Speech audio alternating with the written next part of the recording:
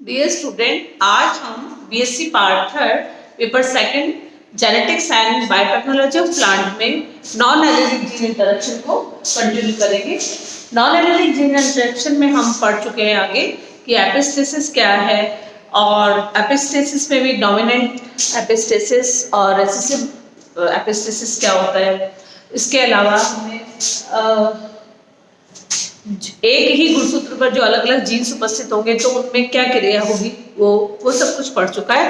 आगे हम देखते हैं कि नॉन एलर्जिक जीन इंटरेक्शन में कॉम्प्लीमेंट्री जीन क्या होता है।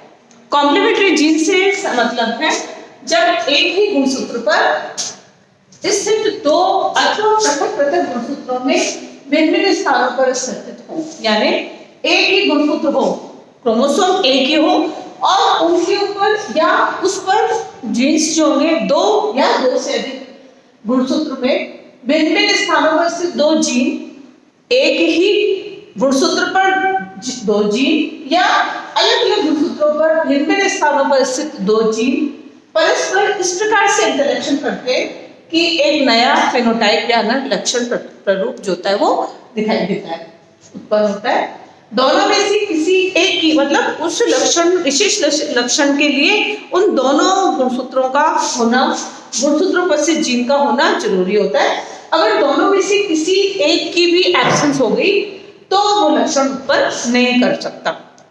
इस प्रकार से विशेष लक्षण को उत्पन्न करने के लिए दोनों जीन्स का होना कॉम्प्लीमेंट्री यानी संपूरक होना जरूरी होता है। इसको हम संपूरक जीन या कॉम्प्लीमेंट्री जीन कहते हैं। और कॉम्प्लीमेंट्री जीन में हम देखते हैं, इसमें एक एग्जांपल आता है कि जो मीठी मटर जो होती है, स्वीट मटर पी जो होता है, उसमें फूलों का रंग जो होता है वो उसके लिए जीन रिस्पॉन्सिबल होती है पी। पर्पल कलर के लिए पी है और व्हाइट कलर के लिए जो रिस्पॉन्सिबल होगी वो क्या होगी, स्मॉल पी होगी। परंतु फूलों का रंग जो होता है जब तक प्रकट नहीं होता जब उस पर सी गुण प्रभावी ना हो, यानी गुण के लिए किसी भी पर्पल कलर के जो पी फूलों के कलर के लिए रिस्पॉन्सिबल जीन दोनों पी और सी का होना बहुत जरूरी है। दोनों संपूरक जीन यहाँ जब पी सी के साथ होगी तभी फूल का कलर जो होगा वो रंग आएगा। इस प्रकार से जब एक प्रभावी बैंगनी कैपिटल पी का स्मॉल सी पुष्प वाले मटर का क्रॉस जब कैपिटल सी के साथ करते हैं तो F1 पीढ़ी के अंदर हमारे पास पर्पल कलर कितने आएंगे, पर्पल ही आएगा। और जब आगे इस पर्पल कलर की F2 जनरेशन के अंदर उनमें जब कैपिटल पी स्मॉल पी का capital P small P capital C purple का जो हमारे पास पेरेंट है उस पेरेंट का सेम पेरेंट के साथ वापस क्रॉस किया जाता है तो रेशियो जो होता है वो आपके 9:7 का रेशियो आता है। यानी संपूरक जीन है कि फूलों के रंग के लिए पी तो रिस्पॉन्सिबल है लेकिन पी के साथ सी का होना जरूरी होता है। जब तक फूल का कलर पर्पल नहीं होगा जब तक कि सी और पी एक दूसरे के साथ नहीं हो। इस प्रकार से जब बैंगनी में क्या है, कैपिटल पी का कैपिटल सी के साथ क्रॉस होता है तो क्या मिलेगा, तो इनमें जो रेशियो जो होता है वो 9:7 आता है। और जब दो सफेद पुष्प वाले के बीच में क्रॉस होता है कैपिटल पी स्मॉल सी का कैपिटल सी के साथ क्रॉस होता है तो F1 जनरेशन में बैंगनी पुष्प प्राप्त होते हैं। इस प्रकार इसको हम सी और कॉम्प्लीमेंट्री जीन एक्शन कहते हैं। तो हम इसमें कहेंगे जैसे कैपिटल पर्पल कलर के लिए रिस्पॉन्सिबल जीन जो है वो कैपिटल पी स्मॉल सी है। व्हाइट कलर के लिए कैपिटल पी स्मॉल सी। तो जो इससे कैपिटल बनेंगे वो तो होगा कैपिटल सी और यहाँ पर कैपिटल जो बनेंगे वो होगा स्मॉल सी। अब इनमें से जब आपस में जब क्रॉस हुआ तो F1 जनरेशन में पर्पल ही कलर प्राप्त होगा। तो यहाँ पर हम देखते हैं कि इनमें जो सेकंड में जो क्रॉस हुआ उसमें 1 2 3 4 5 6 7 8 और 9, 1 2 3 4 5 6 7 8 और 9 जो है वो सारे कैरेक्टर जो होंगे वो पर्पल ही आएंगे। और पर्पल में और इसके बाद जो ये वाला कैरेक्टर होगा यहाँ पे पर्पल होगा, यहाँ पर ये 7 जो होंगे वो कैसे होंगे आपके वाइट होंगे। 1 2 3 4 5 6 7 8 और 9 और 1 2 3 4 5 6 7 8 एंड 9 भी होते और P इसका स्प्लिट होगा। तो यहाँ पर P स्मॉल सी जाने, यहाँ पर क्या हुआ कैपिटल P के साथ ये जो थे सभी के अंदर कैपिटल P के साथ कैपिटल C आया, तो यहाँ पर जो क्रॉस हुआ है तो उस क्रॉस के अंदर केवल यहाँ पर जैसे P है P आया, P कैपिटल P और C दोनों आ रहे हैं, कैपिटल P C दोनों आ रहे हैं, कैपिटल P C दोनों आ रहे हैं, कैपिटल P C तो इसलिए इन चारों के अंदर जो कलर जो होगा वो फूलों का रंग पर्पल ही होगा। और सेकंड में भी कैपिटल P के साथ कैपिटल C आ रहा है तो होगा, लेकिन यहाँ पर W व्हाइट क्यों आया, क्योंकि यहाँ पर कैपिटल C नहीं है। तो रिस्पॉन्सिबल जीन जो होता है ना कैपिटल P और कैपिटल C दोनों होना चाहिए, कैपिटल C नहीं होने के कारण यहाँ पर इसका कलर व्हाइट होगा। और इसी तरीके से यहाँ हम देखते हैं कि यहाँ पर भी कैपिटल C जो नहीं हुआ तो व्हाइट हो गया और यहाँ पर भी कैपिटल C नहीं होने के कारण व्हाइट हुआ। और इसी तरीके से यहाँ पर वापस हम देखते हैं कि कैपिटल P और यहाँ स्मॉल भी आ गया, कैपिटल P नहीं आया, केवल C है इसलिए व्हाइट होगा। और इसी तरीके से यहाँ पर कैपिटल P नहीं होने के कारण वापस व्हाइट होगा। तो जहां पर ये व्हाइट 1 2 3 4 5 6 7 व्हाइट बन रहे हैं उसमें से या तो कैपिटल C नहीं है या कैपिटल P नहीं होता, इसलिए इसका रेशियो जो होता है वो कितना होता है 9:7 होता है। इसको हम संपूरक जीन इसलिए कहते हैं क्योंकि किसी भी विशेष कैरेक्टर को के फिनोटाइप के लिए दोनों जीन्स का होना जरूरी होता है, इसलिए इसको इस प्रकार का जो जीन होगा वो कॉम्प्लीमेंट्री जीन कहलाएगा। और कॉम्प्लीमेंट्री जीन में हम देखते हैं कि जो biochemical pathway of complementary gene का हम देखते हैं कि जीन किसी भी कलर को, जैसे फूलों का जो कलर जो होता है वो एंथोसाइनिन के कारण होता है और जब इनका संश्लेषण जो होता है वो अलग अलग पदों में पाया होता है जो कि विशिष्ट विकरों द्वारा उत्पन्न होते हैं। यानी कलर के लिए एंथोसाइनिन पिगमेंट के लिए प्रिकर्सर होना चाहिए, फिर उसके बाद इंटरमीडिएट कंपाउंड बनेगा और इंटरमीडिएट कंपाउंड के बनने के साथ ही एंथोसाइनिन बनेगा और ये कलर आएगा। तो इस प्रकार से ये एक चेन ऑफ रिएक्शन चलती है, उस चेन ऑफ रिएक्शन के कारण ही एंथोसाइनिन का जो स्पेशल कैटलिस्ट के कारण होती है। इस प्रकार से हम देखते हैं कि प्रभावी जीन P और प्रभावी जीन Y, प्रभावी जीन P जो होती है उसके लिए एंजाइम जो होता है वो है Y और इस प्रकार से प्रभावी जीन C उसके लिए एंजाइम कौन सा होता है X होता है। तो इन दोनों के कारण इस प्रकार से प्रभावी जीन P और विकर जो होगा वो Y होगा, वो निर्माण करती है। तो अंतिम पद में विकर का कोई भी एंजाइम का संश्लेषण होता है। इसी प्रकार से प्रभावी जीन C अंतिम से पहले पद के विकरों का संश्लेषण करती है।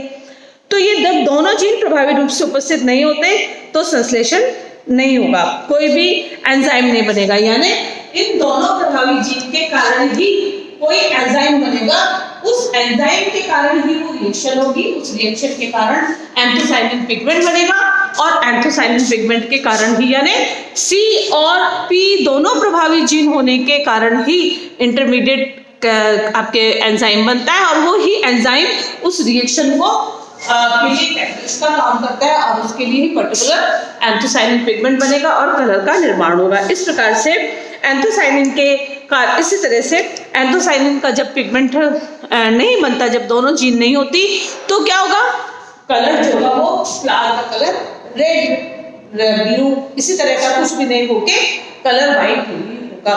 इस प्रकार हम देखते हैं कि कॉम्प्लीमेंट्री जीन जो होती है उनका रेशियो 9:7